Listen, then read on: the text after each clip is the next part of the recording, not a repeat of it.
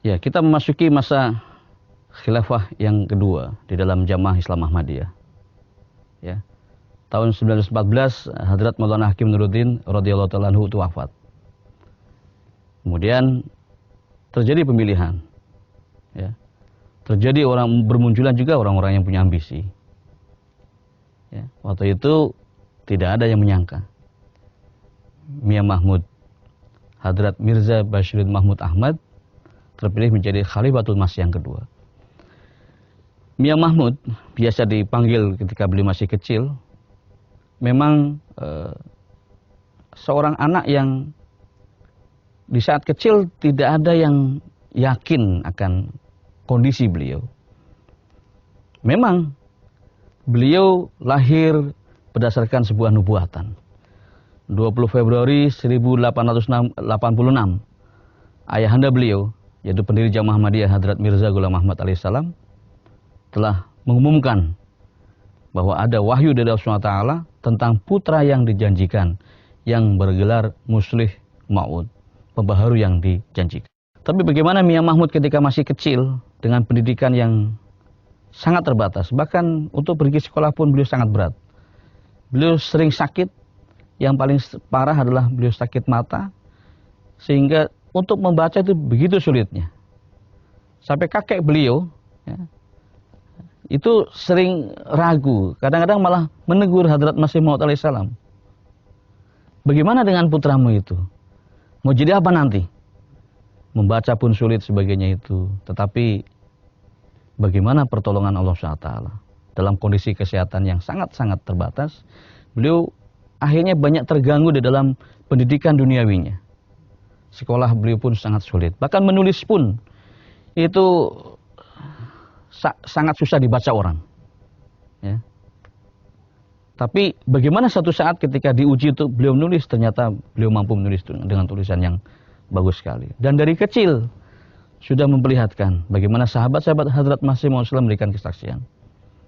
Seorang anak kecil ketika sholat, sujudnya begitu panjang, doa-doa dipanjatkan, dan doa-doa yang dipanjatkan pun mengejutkan banyak orang.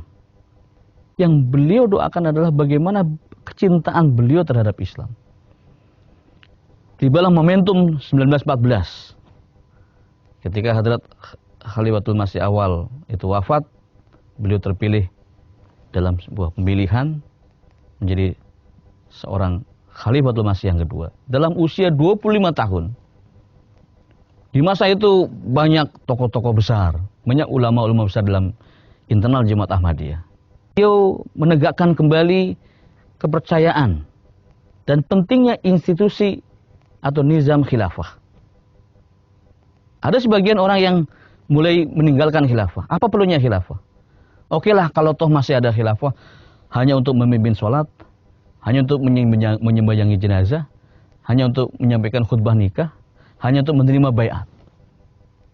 Tapi beliau dalam kondisi semacam itu, ya, beliau tampil ke depan dan beliau berikrar, kalau seandainya kalian meninggalkan jemaat ini, saya akan berdiri teguh, tidak akan mendirikan dengan ini.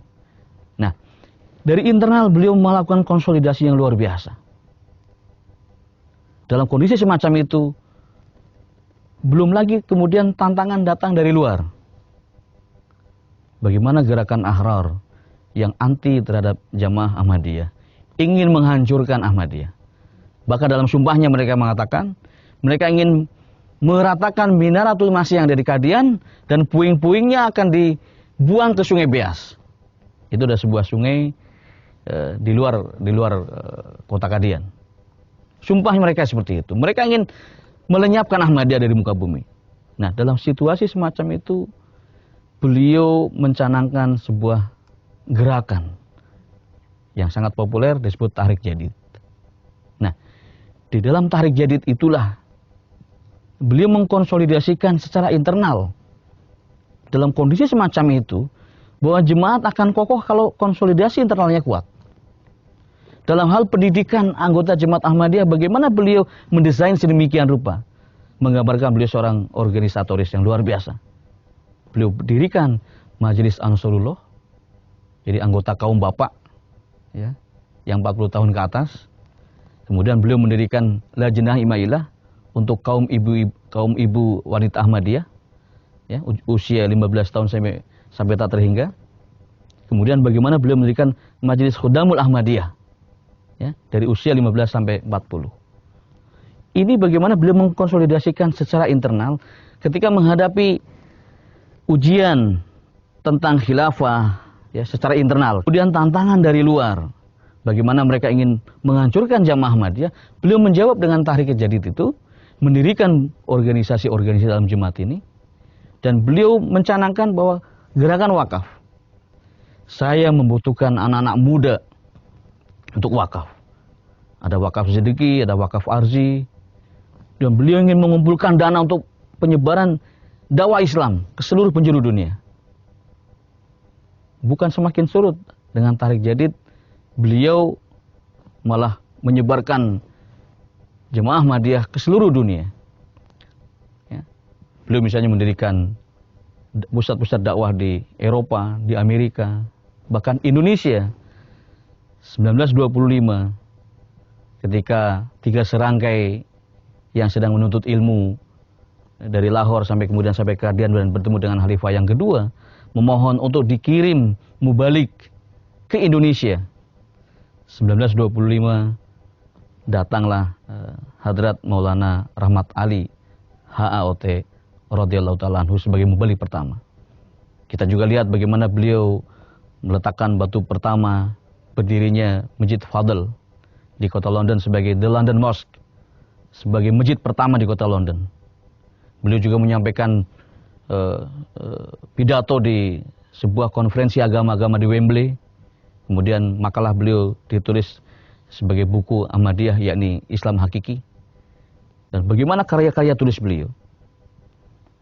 Karya tulis beliau yang dikompilasi dalam Anwarul Ulum, ya, Tafsir Kabir yang luar biasa, ya, Tafsir Saghir, buku-buku tentang politik, ya, buku-buku tentang ekonomi.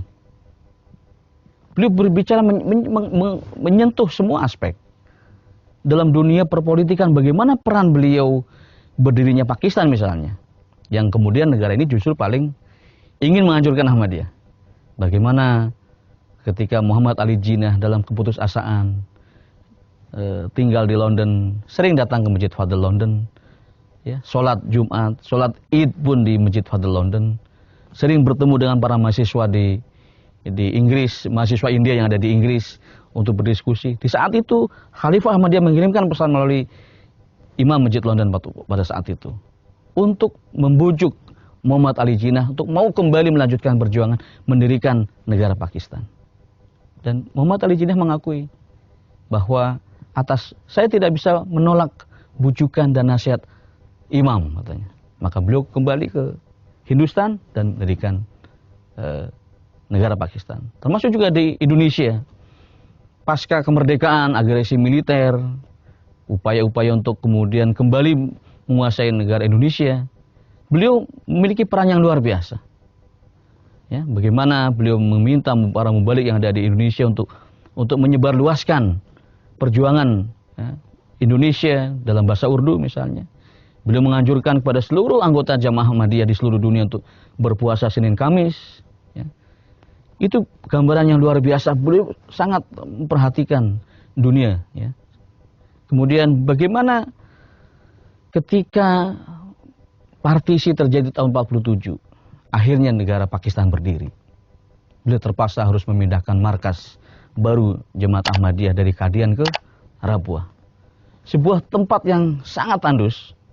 Sebuah tempat yang ketika saya ke Rabwah, ada cerita kita dapatkan, tidak ada satupun tanaman yang bisa tumbuh di sana. Hanya pohon-pohon berduri. Tanah itu pernah diambil sampelnya dan dibawa ke lab sebuah university. Diteliti, ini tidak mungkin tumbuh tanaman-tanaman selain tanaman-tanaman berduri. Tapi bagaimana kemudian kita bisa melihat Rabwah. Dan beliau menjadi seorang khalifah selama 52 tahun.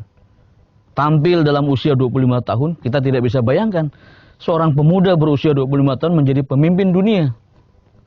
Pemikiran-pemikirannya tidak bisa diprediksi bagaimana kondisi kesehatan ketika masih muda.